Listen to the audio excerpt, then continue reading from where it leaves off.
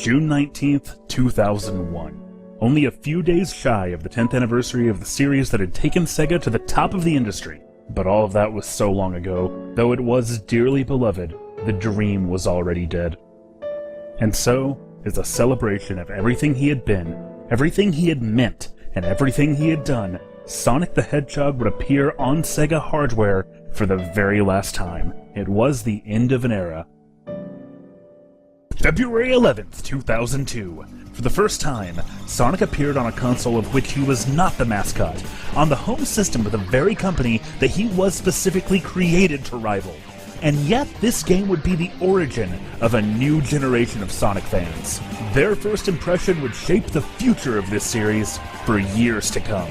It was the beginning of a new era. This is Sonic Adventure 2.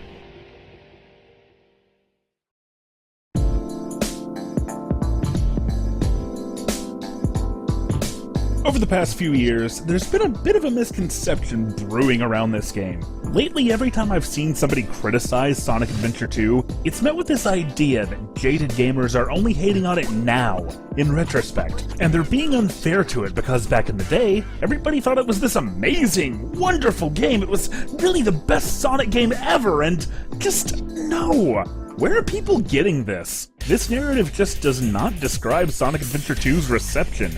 Not among the gaming press, and especially not within Sonic fandom. Right from the word go, this was a strikingly divisive game that made the Flame Wars of the 90s look like minor little squabbles in comparison. There had just never been such a love it or hate it Sonic game, and seeing people respond to it this way was, well, perplexing. Because here I thought we were all on the same page. I thought we were all hyped for Sonic Adventure 2.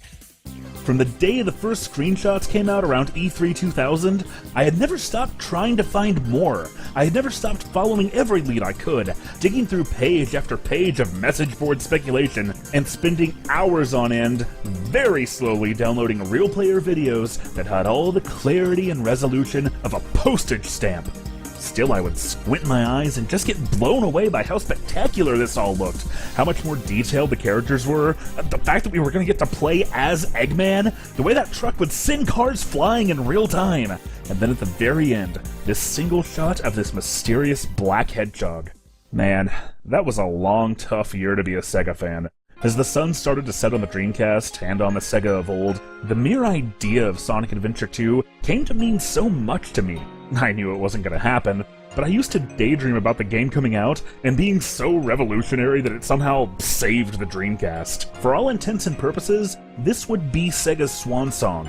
It would be the capstone of an era, saying sayonara to these innovative daredevils that had made me a gamer. So with so much on the line, I just knew that Sonic Team would not let us down. Sonic Adventure 2, you either loved it or you hated it. And me? I loved it. I absolutely loved it. I seriously thought it was the most awesome game I had ever played. So yeah, when I got online and saw people complaining about it, it didn't make any sense. How could anyone not love this? It made such a stellar impression right from the very first level, right from the very first cutscene. A military helicopter makes its way through a bright blue sky. We never see the soldiers, but we hear their radio chatter as they suddenly panic and report that a hedgehog has escaped and taken out everybody aboard. But even though a fugitive is knocking out soldiers, the mood doesn't seem sinister, as a playful guitar riff builds up throughout the scene. Right as it kicks into this terrifically carefree remix of Sonic's theme from the last game, True Blue himself blasts out onto the wing, flips up, and throws out one of his signature braggadocious quips. Talk about low-budget flights, no food or movies, I'm out of here.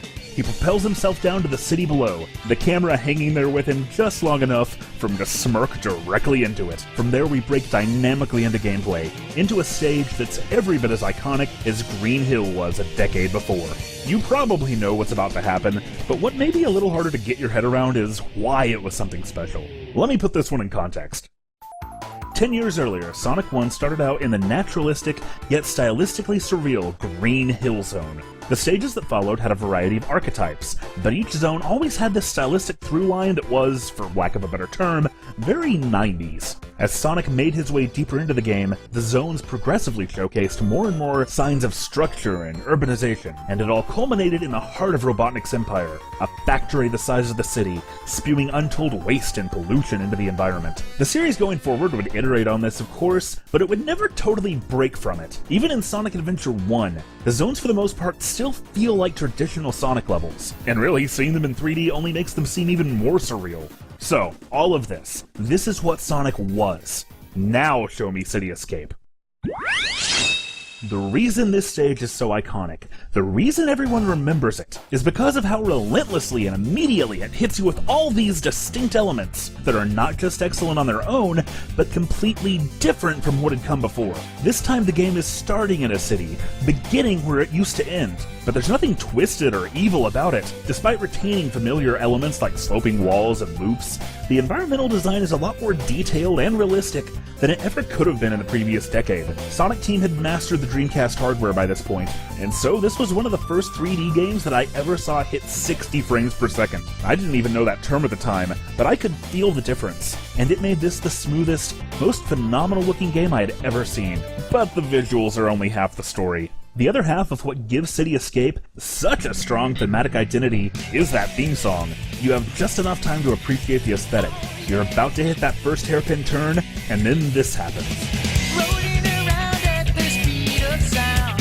Got places to go, gotta follow my rainbow. Music in Sonic games to this point had been all about enhancing and complementing the zone. The themes were varied, catchy, melody-driven, and just awesome video game music.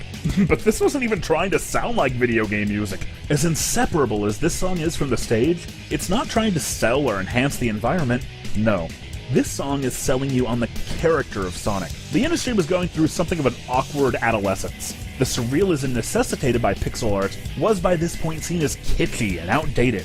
The ever-increasing power of 3D hardware meant gamers demanded more realistic, cohesive worlds. After all, we didn't want to be playing with cartoony toys for children, even if the game did happen to star anthropomorphic talking animals. The point is, just as this was meant to be the epitome of cutting-edge cool in the early 90s, this is pure, unfiltered 2001 in video game form. I'm serious. You say summer of 2001, and this is exactly what I picture, right down to the soap shoes. The previous game may have introduced this design, but Sonic Adventure 2 is where modern Sonic really came into focus. Even the jump sound effect is this realistic, instead of a goofy. This game breaks the mold the series was in for so long, casting away its 16-bit conceits and reinventing it as something more contemporary. The Sega of old may be gone, but with the Dreamcast's dying breath, Sonic Team has made its mascot new again. So as of right now, it's June 22nd, 2001, and after 3 solid days with Sonic Adventure 2, I have never been more excited or optimistic for the future of this franchise, because by all indications, the best is yet to come. Oh, wait. Something's wrong here. I mean, there's kind of a lot I'm leaving out, right? I mean, yeah, I've played it for 3 days straight, but I haven't even finished it yet because I just can't tear myself away from the speed stages. Is it really that incredible? No. I'm sorry, but I've gotta be more than just nostalgic this time. To be clear, there is absolutely nothing wrong with nostalgia. But here's the thing. When I was doing a video on the Dreamcast, all I really needed to do was tell you what it was like at the time.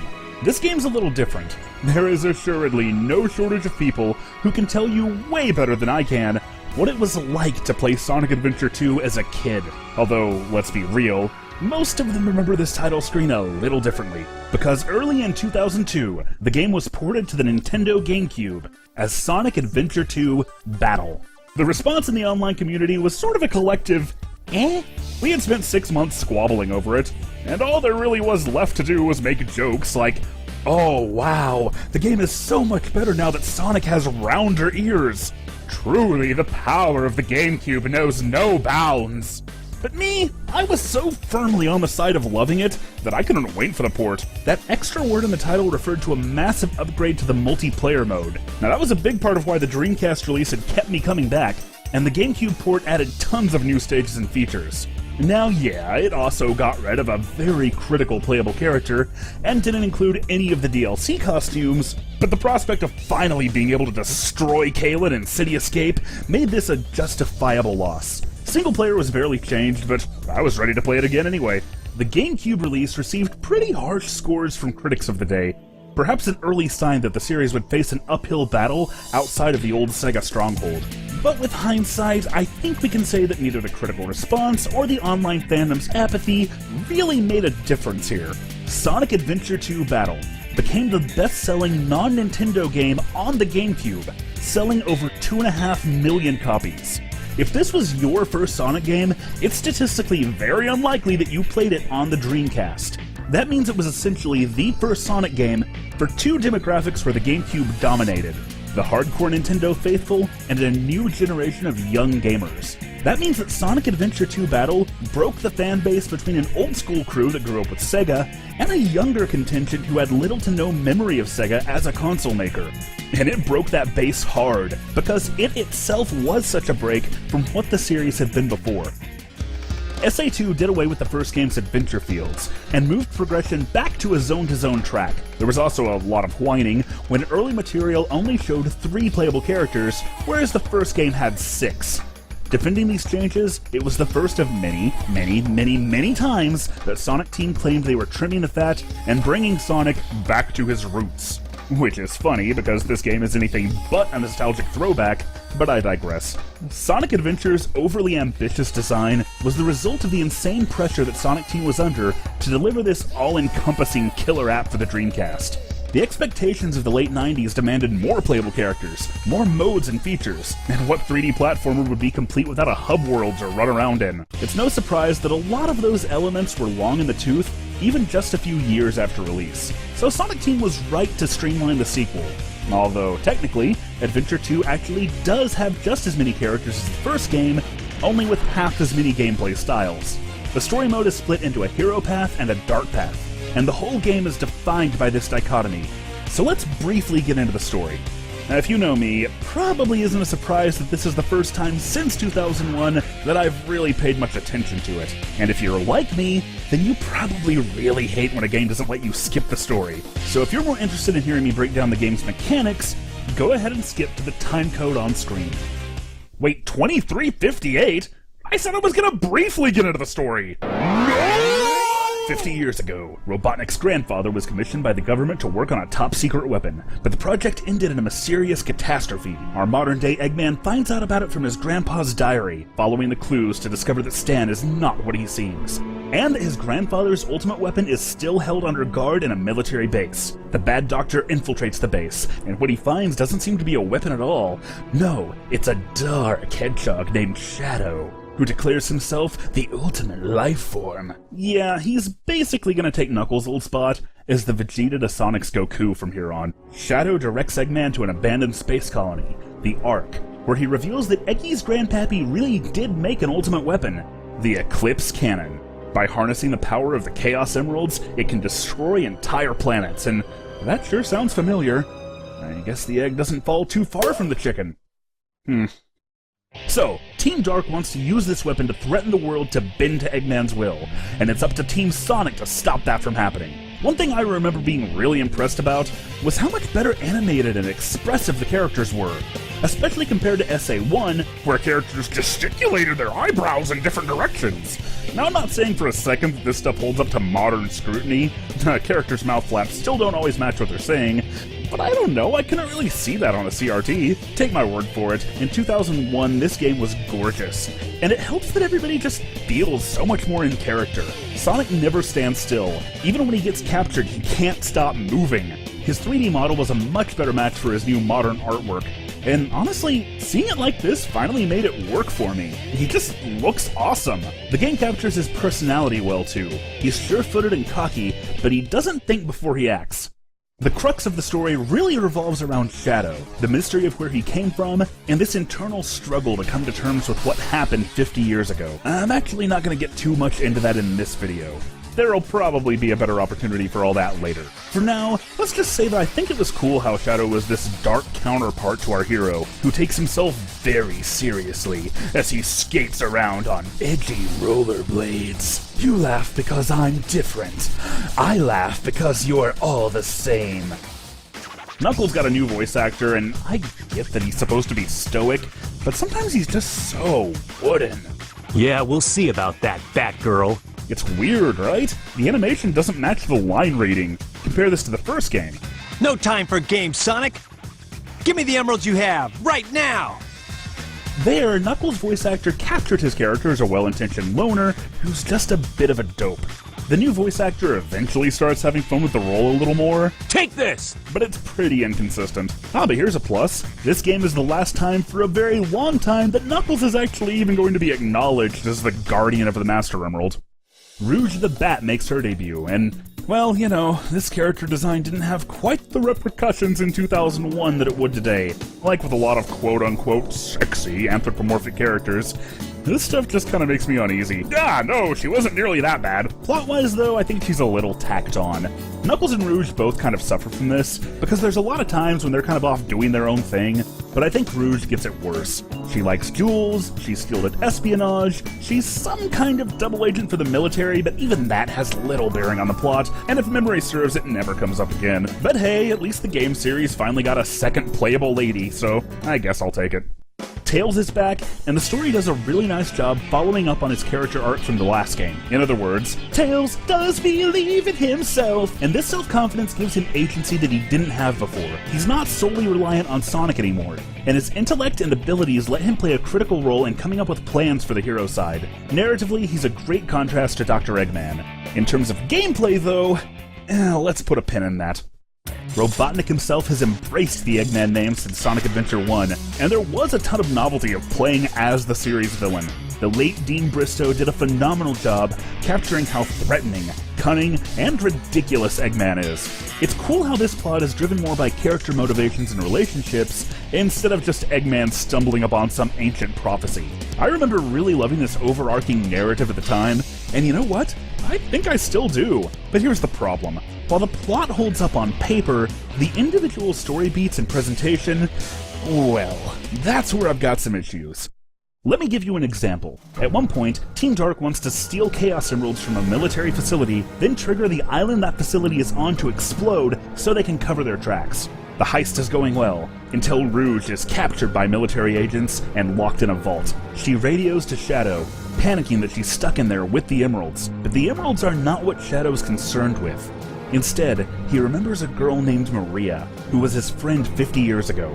He still seems to feel guilt and remorse over what happened to her, and he won't let the same fate befall Rouge. With newfound determination, Shadow cuts through the forest and warps Rouge out just in time. Narratively speaking, this is the first clue that Shadow may be more of a hero than he appears. This all looks good on paper, but in actual execution, we never even see Rouge get captured. In one scene, you play as her to defeat a boss. In the very next moment, she's trapped. And while Shadow's character moment plays well in subtext, the way it actually plays is, well...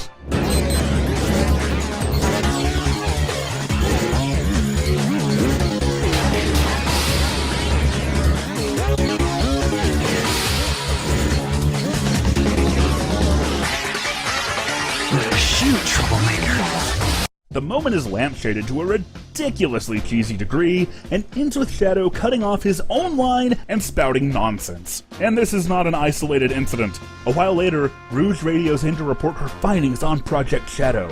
Ooh, that's intriguing. Is she a double agent? Maybe she has her own ulterior motives for wanting to team up with Eggman. But who cares about any of that? Let's cut with no explanation to Rouge driving a car themed after herself down a ridiculous sky highway. Awkward non sequiturs like this are all over the game. Oh, yep, Sonic and Shadow sure do look alike, don't they? It'd be hard not to get them confused. I mean, Amy's the biggest Sonic fangirl there is, and even she can't tell them apart. Oh no, Rouge slipped and is falling, but Knuckles catches her just in time. Oh, too bad she doesn't have wings. This certainly is an important and well-rounded character who is totally not just just here to muddle up the plot and justify a driving section? What are you even the president of? Uh-oh, Shadow finds out Rouge is a government spy and accuses her of being that agent Rouge the Bat. But wait, if she's that well known, how could he have not made the connection before? Oh, yeah, Amy and Knuckles totally saw Eggman go into the pyramid. I mean, we the audience didn't see it happen, but let's just take their word for it. Sonic, you are right there. We didn't see how you got there, but you have everything you need to sabotage the Eclipse cannon right now. But no! He's just gonna stand there while I play another stage, completely ignore the weapon that is threatening the planet, and then go off to save Amy. Sonic Adventure 2's cutscenes also feature some pretty dire sound mixing. Voices are too often mixed under the music, characters infamously interrupt and talk over each other. The English voice actors weren't directed to match their timing to the Japanese dub, but in other cases, the script itself is sloppy. Shadow has this signature move called Chaos Control, where he uses an emerald to, well, sometimes it freezes time, sometimes it makes the user teleport, and sometimes it's a projectile. The game's not really clear on it. Anyway, there's a scene where this enormous monster called the Bio-Lizard uses Chaos Control, which is an indication that it might be related to Shadow somehow. So when he sees this, Shadow is supposed to react with surprise. Was that Chaos Control? But no, instead the line was translated as, Is that what Chaos Control is? Yet, despite not always being timed or translated well, the English voice cast was seemingly directed to sound exactly like their Japanese counterparts in certain situations. Idiot! Yosh, yosh, yosh. I guess this sounded natural in Japanese, but it's pretty off-kilter in English. And near the end, even the core of the plot falls apart. Shadow's turn to the good side is predicated not on his own sense of morality, but on Amy of all people jogging his memory, reminding him that 50 years ago, Maria didn't ask him to take revenge on the people of Earth. No, she wanted him to give them a chance to be happy. This means that everything Shadow does, good and bad, is based on what he thinks someone else wants, instead of his character being resolved by who he is. Also, the story doesn't really capitalize on its potential as well as it could. Whittling the number of stories down to 2 was the right move. At least you no longer have to watch some of the same story events play out 6 times. But there were a lot of cool things that could have been done by seeing the same story from 2 sides, and yet the game only really tries this one time. And by the way, when I saw that section for the first time, I was playing the Dark Story, and being 13, I genuinely kind of thought that because I'd done that story first, the game had killed off its title character. Farewell, Sonic. Forever. But actually, in the end, it turns out it's Shadow that dies. And you know, despite how fast his turn was, this anti-hero sacrificing himself, having fulfilled his promise, actually was a really poignant moment, and a fitting end for the character. Except, of course, it wasn't the end, and by the way, what even killed him? And whatever it was, why didn't Sonic also die? He and Shadow were in identical circumstances, and seriously, this has always bugged me. Anyway, it's easy to criticize this stuff now, but the truth is, the presentation issues didn't really take much away in 2001. On the contrary, the internet had made me enough of a wannabe otaku that a game that sounded so obviously, so gratuitously translated from Japanese was just really cool. I saw the plot as a darker, more mature, more sophisticated story that was age-appropriate for a real gamer like me. I mean, I was a man now, and Sonic had grown up with me.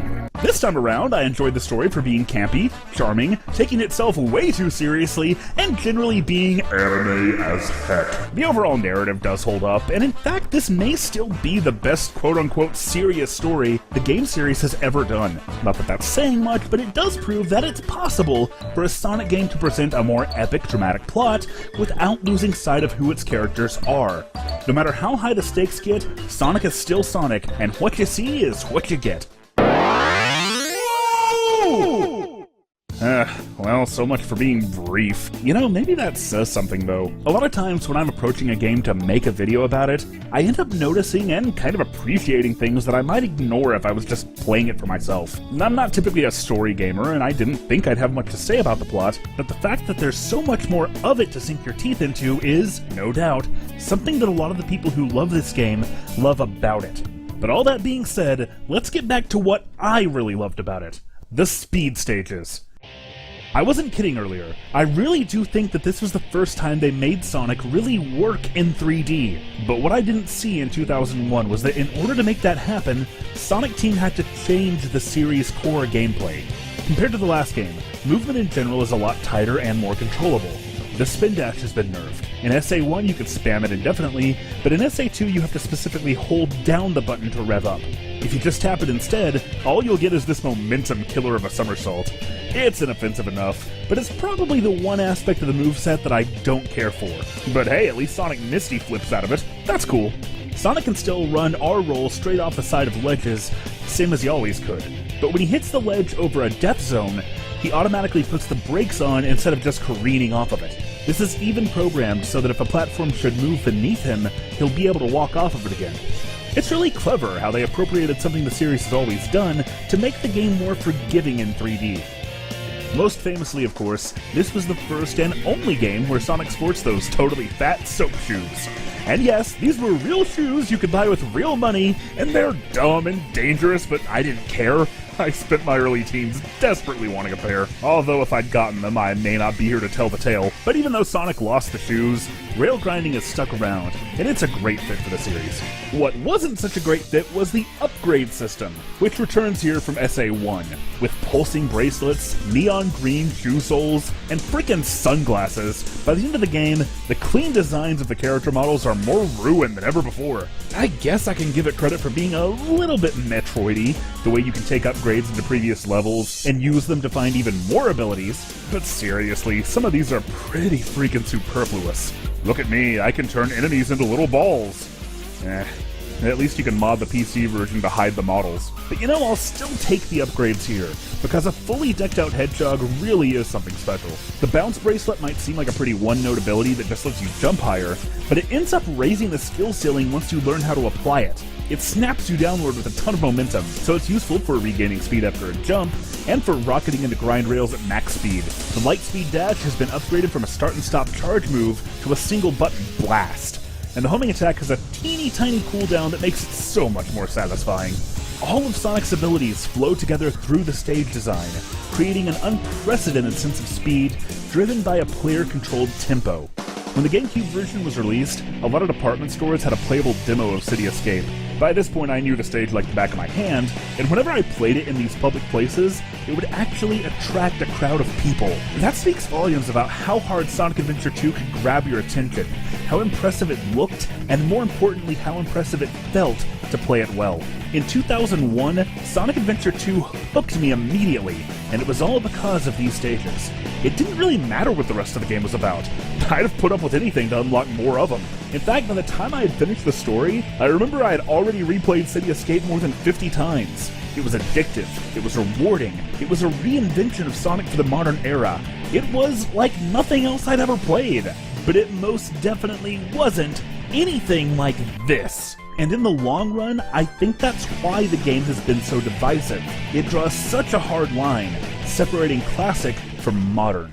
I think it's safe to say that I am good at Sonic games, but the way that I'm good at Sonic 3 feels like a completely different skill set from the way I'm good at Sonic Adventure 2. In SA2, I know the golden path through every stage. I'm not saying I'm perfect at it, but I know what I need to try to do. Jump, light speed, somersault, spin dash. It's a lot of muscle memory, and my usual response to making a mistake is to restart. The replayability comes from learning each and every beat of a level, and it is positively joyous when you flawlessly execute all of it. And yet the classics, even though they're the part of the series that I've played the most, don't feel like that. What I know here is not a rote memorization of the level design, but the nuances of the physics engine that defines it. I understand the flow of the game. I understand how to thread the needle that is my character, up and down and all around every peak, valley, and obstacle. And by the way, that applied even my first time through Sonic Mania, in stages where I had no familiarity with the layout. I couldn't know what was ahead, but I could anticipate it and react to it in a way that felt like second nature. To this point in the series, going fast was just one approach a player could take. They might also be trying to hoard rings to get into a special stage, or exploring for alternate paths and secrets, or carefully taking their time through an unfamiliar zone, just trying to get to the end. But no matter what approach you took, whether you were trying to or not, over time your skill would sharpen, and you'd gain the ability to tear through zones that used to give you trouble. Being more open to approach is one reason that classic Sonic still enjoys a more widespread appeal than even the best of the 3D series. And early in development, Sonic Adventure was pretty clearly trying to translate that same formula into 3D. A couple of test stages and early concepts have been found over the years, and within them, we see a vision of Sonic Adventure without speed boosters or automation, where the character can make it through loops just by the grace of the physics engine. The problem the developers ran into was that, well, no we can't. At least not consistently. Sonic Adventure is a game that's built on this buggy, unpredictable, imprecise engine, and held together with a lot of duct tape. Yeah, it'll still let you pull off some pretty crazy things, but you're gonna have to learn how not to break it before you can get there. And that's probably why, in Sonic Adventure 2, the focus of the gameplay is not on physics, it's not on earning speed. Sonic Adventure 2 is what the marketing always aspired to. It puts more emphasis than ever on how fast, how skillfully, how spectacularly you made it through a stage, to the point that it even ranks you for it. In contrast to everything that came before, Sonic Adventure 2 is a game about going fast. But unlike a lot of my fellow old farts who grew up with the Genesis, I actually believe that this was the right thing to do. After all, the complex physics that had made the classics what they were couldn't be replicated on hardware of this era, and even if they could, there's just so much more that can go wrong in 3D. So on the flip side, a high-speed spectacle platformer was a natural fit in this perspective, where the sense of momentum is so much greater, and the player can see so much further ahead. Sonic Adventure 2 no longer even attempts to be 2D Sonic in 3D, and this comes with a lot of upside. You don't really have to learn your way around the physics of this game, and that alone helps it make a better first impression. Even now, you always see players unfamiliar with the series get stuck in places like this. This just isn't something that would happen with Adventure 2's design philosophy. But I think over the years some downsides have been revealed too. The games in this series that use spectacle as the incentive instead of spectacle as the reward don't age as gracefully. Something like this was an amazing set piece in 2001, but in 1991, so was this. Even though this doesn't impress anymore, it's over in a second, and more importantly, it still has the underlying gameplay to fall back on. But with Sonic Adventure 2, on my billionth time through these stages, I notice I'm spending a lot of time just kinda holding forward while what used to be cool stuff happens. Even as early as City Escape, you can feel a little bit railroaded. I didn't admit this earlier, but the first time I ever played the game, right, I was feeling it. I was in the zone and racing along and, oh yeah, here comes another one of those hairpin turns and... oh, okay. Well, that's a bit of an immersion breaker. Streamlining and simplifying the layouts makes the game more consistent, but it means there's not as much to see off the beaten path, aside from a handful of upgrades and all too brief alternate routes. And look, that's okay, it makes sense. The main focus now is just to blast through a stage and make it awesome, so the design doesn't really need to be as complex, but the trade-off is just that. It's the sole focus, and there's only one right way to play it. But this sort of specialization was a real easy sell to me, because my favorite thing to do in the classics was to try to just speed through everything as fast as I could anyway. And this is not at all to say that Sonic Adventure 2 lacks depth. Certain more recent titles have made the mistake of streamlining to the point of automation, but that's definitely not a fair criticism here. It leans harder on spectacle, sure, but between all the set pieces, there is still a ton of skill mastery to sink your teeth into. But as much as it gelled with me at the time, I definitely think this more speed-focused approach has been done better since, and I get why this isn't what everybody would want their Sonic game to be. Especially because Sonic Adventure 2 is infamously only actually trying to be a Sonic game 1/3 of the time. What I've talked about up till now is only one of the 3 gameplay styles, and it is very fortunate that the speed stages stick the landing, because, well, nothing else does. Sonic Adventure 1 had way too many characters for its own good, but the core trio of Sonic, Tails, and Knuckles had a certain resonance. They could all still curl up and let momentum take over, they visited a lot of the same levels, they fought a lot of the same bosses, and they played as iterations on the same core gameplay. In Sonic Adventure 2, each piece of the gameplay trifecta is much more specialized, and each character plays through their own unique stages. This sounds good on paper, and I bet it was a lot easier on the stage designers when they weren't trying to cram multiple character paths into one zone. But in practice, it comes with some consequences, and the most obvious of those is what they've done to Tails. Yes, it's finally time to unpin you, Fox Boy. Tails is the hero side parallel to Eggman, and he spends the whole game confined to a mech. This was always such a glaring conceit. Now yes, Tails is also the brilliant inventor type, So I guess if anybody is going to convert a biplane into a bipedal tank, it's either him or this guy. But it is so counter to why you'd want to play as Tails. And make no mistake, all the way back when we laid eyes on that first trailer, we absolutely did want to play as Tails. Remember, this fandom was a lot younger back then, and there were scores of angry, poorly written message board threads, not to mention emails directed at Sega, screaming at them for even thinking about making a Sonic game without Tails. Well, get out your tinfoil hats, cause I've got a theory. The reveal trailer makes a point to highlight Sonic, Knuckles, and Eggman. Nobody else. So it's always seemed to me that the game might have been meant to feature only these three as playable characters, but during development, Sonic Team decided to, or was forced to, change direction. That same trailer shows Sonic running around on a stage that would ultimately be assigned to Shadow, and by the way, even in the final game, Skyrail's music still matches Sonic's motif and not Shadow's. Here's a pretty enormous piece of evidence, and thanks to main memory for this one, the internal data structure for each gameplay style groups objects into three categories. One named for Sonic, one for Knuckles, and one that's specifically just called Egg Walker. More than anything, of course, if this is true, it explains why Tails would need to be shoehorned into that Egg Walker. Sonic Team didn't have enough time to do it right, but they needed Tails to be a playable character, so this is what we got. The story makes no attempt whatsoever to justify why Tails is in this mech. The characters never remark on it, and he even appears without it in a ton of critical story scenes. Actually, this would go a long way to making an explanation for all the story inconsistencies and presentation problems, considering how hard it would be to cram twice the playable characters into the plot. But hey, that's just a theory.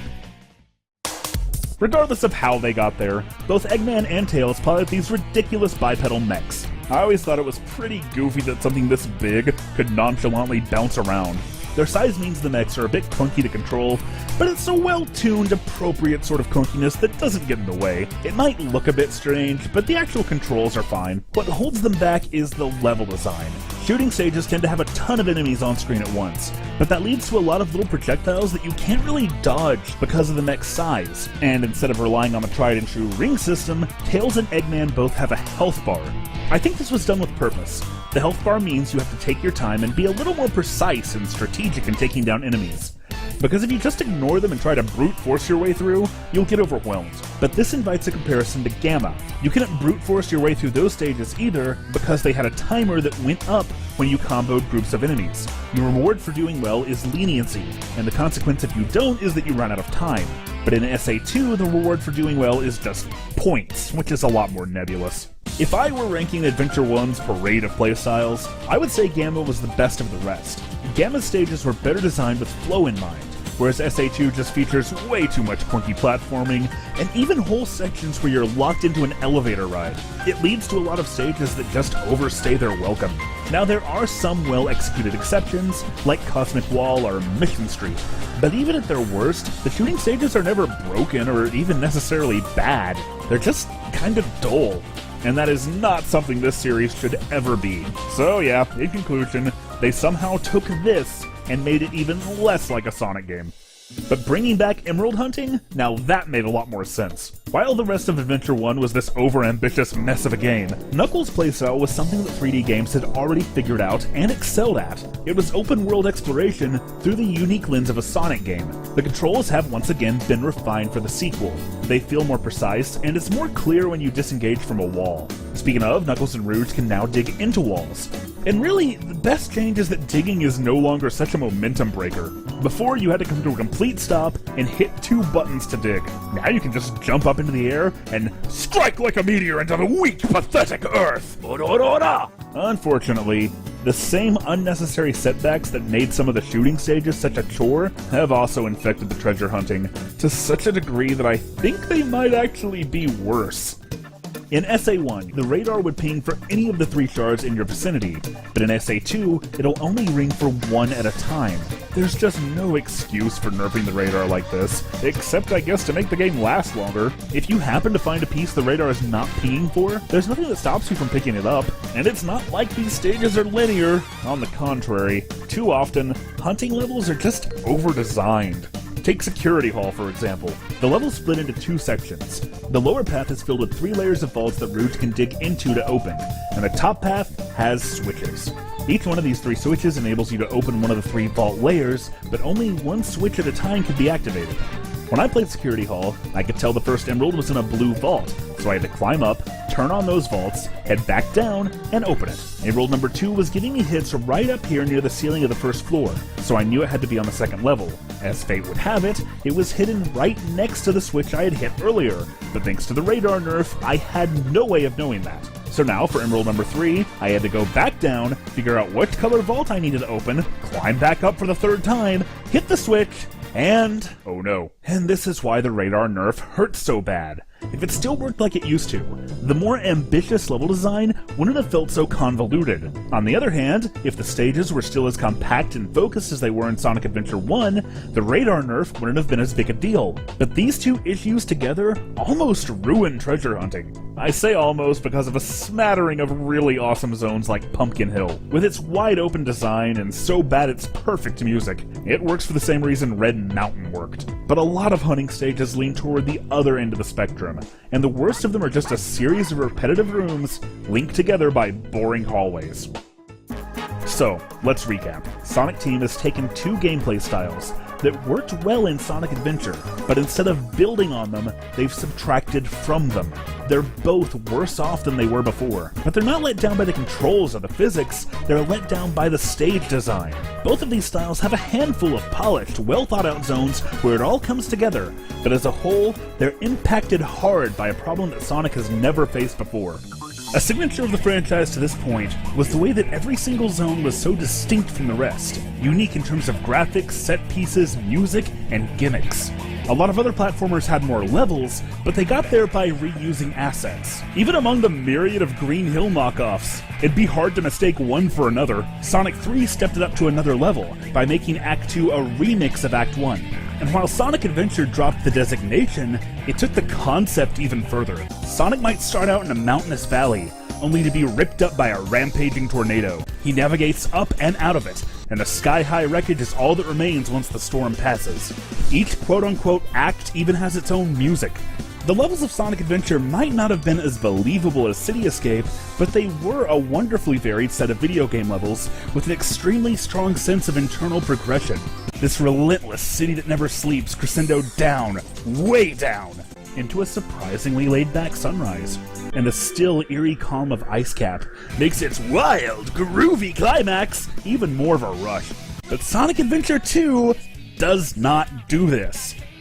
Most of its zones are static and unchanging. For the most part, where you start is where you'll finish. Stages don't really iterate on their theme. Oh yeah, themes, that's another issue. The level music in SA2 is defined by which character you're playing as first, and the environment that you're in second. So every Sonic stage has this guitar-driven butt rock, and I love it. Every Knuckles level has cheesy rap music, and I love it. Shadow is associated with this angsty, industrial sound, with lyrics that are mixed way too low to make out. And Rouge has... The rhythm against the floor to look for another door. Whatever this is supposed to be. I couldn't finish her stages fast enough to stop hearing this. Seriously, I do love plenty of these songs, but it means the soundtrack has nowhere near the scope or variety of its predecessor. If I can invoke my Tails theory one more time, this unusual reuse of assets, and the obvious contrast between well-polished stages like this, and awful concepts like this, could just be another result of Sonic Team stretching their game from 3 characters to 6. And if you don't buy into that theory, maybe it was just because they had to crunch to get it out for the 10th anniversary. It wouldn't be the last time something like that happened. Either way, I always thought it was strange that for as important as he is to the story, Shadow only actually has 4 levels. Whatever the issue, it led to something the series never, ever had before. Filler. It gets especially noticeable when the story hits the 3rd act, and the whole cast is brought into space. Honestly though, for me personally, I love that aesthetic. Stages like Cosmic Wall and Final Rush are some of my favorites, and the gravity gimmick that a lot of these stages have is a lot of fun. But the point stands, this many stages that all follow the same theme means they just don't stand out as much. Oh yeah, and then the game tries to do this whole planetary gravity thing. Super Mario Galaxy pulled it off, but that was still 6 years away. Unfettered ambition. Years before it's technically feasible. This really is a Sega game. Like with everything else, there are cases where the potential of this approach is realized. Ideally, each hero's side stage would have a strikingly dark counterpart, which would be a thematically perfect replacement for the multi-act structure. A great example of this is Sonic's Green Forest, contrasted with Shadow's White Jungle, or City Escape compared to Radical Highway. These levels are like two sides of the same coin, but there's no mistaking one for the other. The emblem system from the last game has seen a substantial improvement. Every stage now has 5 missions to complete instead of just 3, and each mission now ranks the player. As long as the stage is fun, the missions are too.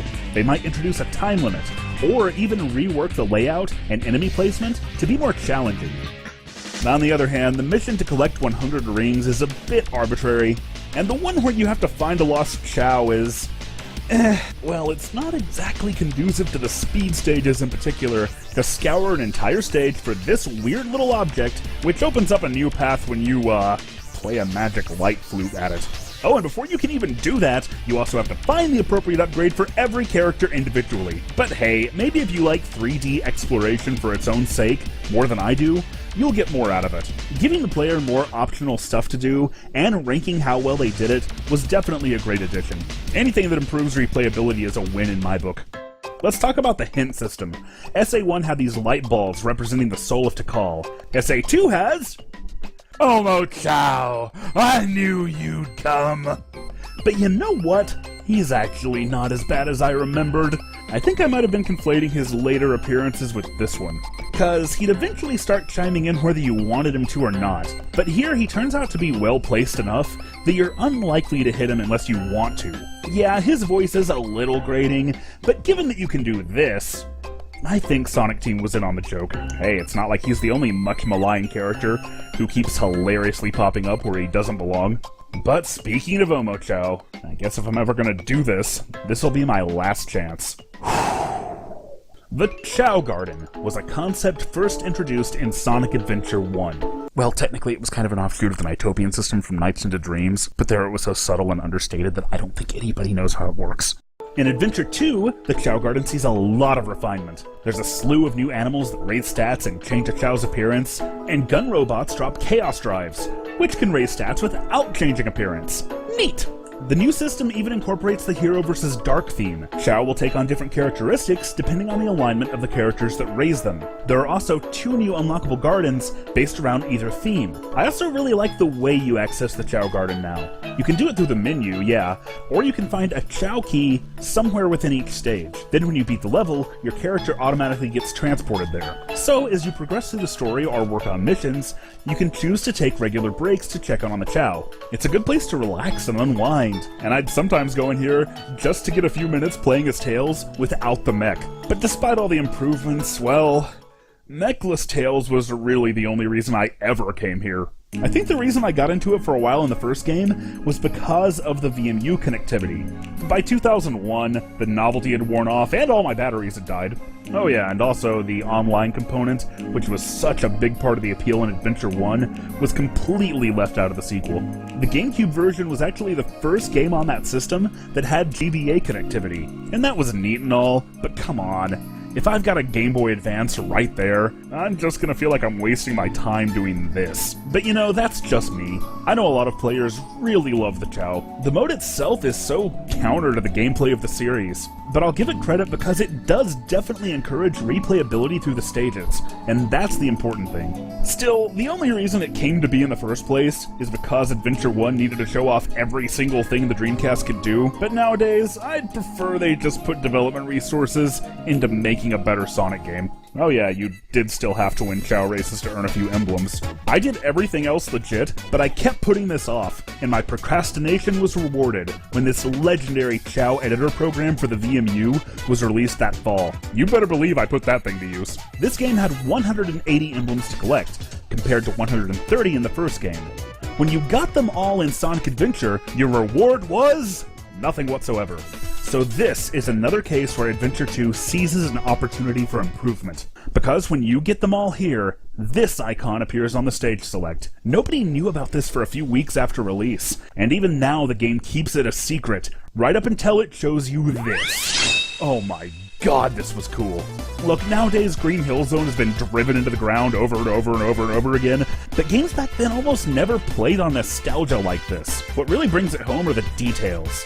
The musical remix is still evocative of Adventure 2's style.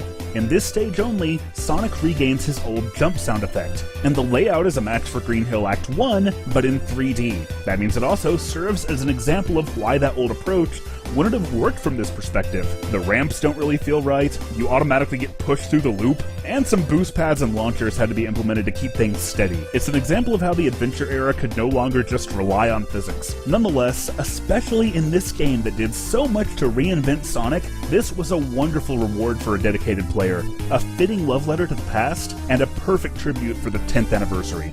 One of the few things that characters do sometimes share are boss fights, and there are 3 tiers. First, you've got the character versus character battles, which are nominally better than they were in Adventure 1, but that's not really saying much. Really though, they're fine, and given the game's hero versus dark theme, it'd be weird if they weren't there.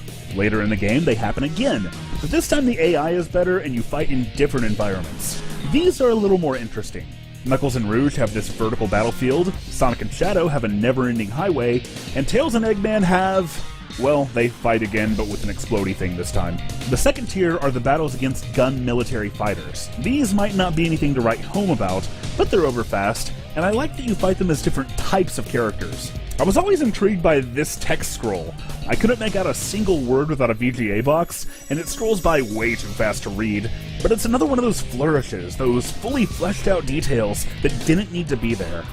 Now I miss the old Sonic team again. Far and away, the best of the bosses, though, are the unique enemy encounters. The Egg Golem has a great design and a fun gimmick, and I love the way the fight gets harder as it goes on. After Sonic damages the control unit, the Egg Golem turns on its creator, and it's awesome to see the same fight through the lens of a totally different type of character. Shadow fights the Bio Lizard, and this one's a little more tedious, but I do appreciate the sheer size of this thing and the way it incorporates rail grinding. But the best fight in the game, and man, one of my favorites in the whole series, is Knuckles' battle against King Boom Boo. This guy has a design and a voice that are unforgettable, and the strategy it takes to beat him is really clever. This boss fight incorporates all of Knuckles' abilities, and it's another instance where the potential of the specialized gameplay pays off. Whew, and I really wouldn't be doing this game justice if I didn't talk about this. Nothing was more awesome than the finale, where you play this epic length stage with a really novel time-freezing gimmick that combines all 3 gameplay styles. The whole cast reaches the core of the arc, and then Sonic and Shadow finally set aside their differences and team up to take down the Bio Lizard. See, it's this monster that's a prototype of Shadow, I think, right?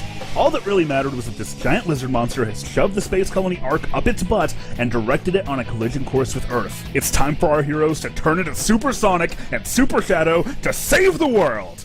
As a final boss, gameplay-wise, this is no perfect chaos, and its mechanics from how you damage it to its attacks, to especially the character swapping, are all poorly explained and repetitive. But it's more than made up for by the sheer tenacity of that song and the sheer tension of the aesthetic. I still love this. I've always loved this. The oh-so-cheesy way their eyes open, the coolness factor of their power auras and flying around through 3D space, and oh God, do I ever love that theme song. The reason that Live and Learn kicks your teeth down your throat so hard is the way that it's teased throughout the game. You'll hear the instrumental every time you hit the title screen. If you're playing Battle, you'll hear just a hint of it in the intro. It's even foreshadowed in City Escape. So when you finally get here for the first time, you hear that wildly passionate opening verse, and you realize just as the chorus drops that, oh, this is the same song I've been hearing this whole time. Look, I confess, maybe my musical taste is a bit one-dimensional. It was forged by Power Rangers music, with its ridiculous lyrics and abundant rock guitars, but I'm not ashamed to admit this. Live and Learn is not just one of my favorite video game songs, it is one of my favorite songs, full stop. I loved Sonic Adventure 2 in 2001, it challenged me, it redefined my perceptions of the series, and it absolutely blew away my very high expectations. As I saw those credits roll for the first time, I felt like I had finished a true epic, and a game that was destined to be one of my all-time favorites. And yet it was bittersweet to think that we few Dreamcast owners would be the only ones that would ever experience it. Of course, that's not the way it went. On either count, Sonic Adventure 2 became the game that made the next generation of Sonic fans, and it would be loved by millions. But somewhere along the way, I stopped counting myself among them. I mean, I can't even tell you the name of every zone. I could do that for all the others to this point. Yeah, I never stopped playing the speed stages, but the game as a whole was so much less than the sum of its parts, and in the long run, I guess it just didn't make as much of an impression. But then again, how could it? I was no longer as impressionable. This was the first game in the series that I never played during my childhood, because I couldn't have. Yeah, I was only 13, but still, my freaking voice had already changed. I was just barely too old to really have that kind of all-encompassing childhood nostalgia for Sonic Adventure 2. Maybe the fact that I was on that precipice is why writing this video has felt pretty disjointed. There have been times where I feel like I've finally got my finger on the core of everything that's wrong with Sonic Adventure 2.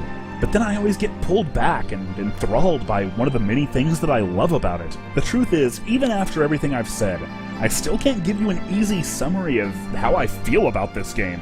Yeah, maybe that's also why it's turned out to be so long. It's like I'm arguing with myself. But it's also because the game itself is disjointed, flip-flopping between disparate gameplay styles, never really staying at a thrilling high or a frustrating low for more than a few minutes. There's a lot that I love about it, but I wonder sometimes if I judge it more harshly now because of how aware I am of the lessons that Sonic Team took from its success. I've spent a great deal of time in this critique comparing Sonic Adventure 2 to its predecessors, especially this one, and, you know, of course I'm gonna do that.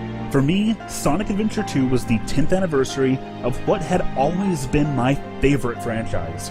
It was the direct sequel to a game that I loved, and I saw it as another thread in the long tapestry of the series. But for that next generation, Sonic Adventure 2 might as well have not even had a 2 in the title. They had no frame of reference for what Tails was supposed to be, how different the game was, the things that had been lost, or what had been gained. For them, Sonic Adventure 2 came first, and people have a lot of affection for things that they see as coming first.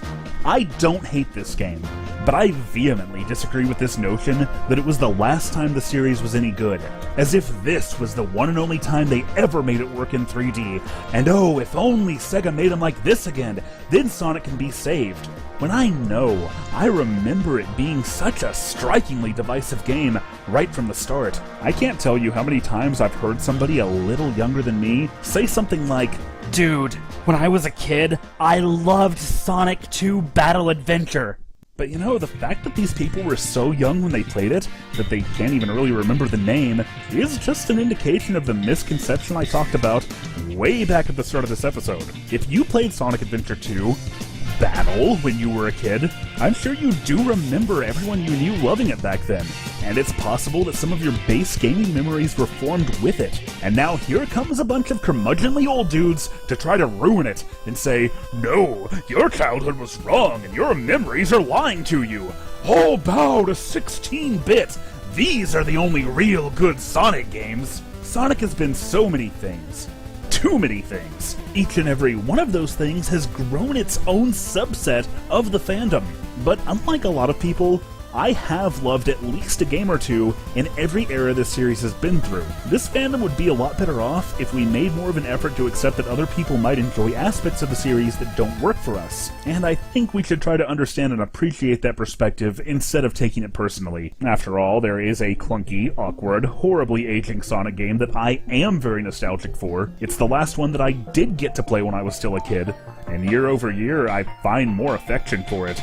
I also remind myself that for a lot of people, and a lot of you, Sonic Adventure 2 was your first exposure to this series. It defined and shaped your expectations for what Sonic should be, and it may have even been the first video game you ever loved. Just like a certain other game with a 2 in the title was for me. The speed-focused gameplay that really gelled with me got carried forward, and it took a long time, but that part did eventually get done better. But everything else about Sonic Adventure 2 just hasn't really been attempted for over a decade now. Because as refreshing, well-executed, and contemporary as it was in the early 2000s, most of the things that defined this game would soon be driven like a stake right through the heart of the franchise. This would lead directly to Sonic's darkest hour, a perfect series of errors and miscalculations that would poison his reputation for generations to come. And because of that, the series survived only by eliminating almost everything that made the adventure era what it was. That, I'm sure, just makes this game even more revered. So for those who yearn for a greater focus on story, for a more serious take on the franchise, for an epic scope with higher stakes, for a varied cast of playable characters, for those who want nothing more than the return of the Chow Garden, for each and every one of you still dreaming of Sonic Adventure 3, I get it. I'd be interested to see how it's done, and I think it could be done. But next week, it's time to turn down the story focus, ratchet the cast of characters way too high, and learn about the real superpower of teamwork. I'll be covering Sonic Heroes. You can see that episode and the entire rest of this season right now via my Patreon. Thanks to all of them for the support. Thank you to everyone for watching. And until next time, you keep geeking, I'll keep critiquing.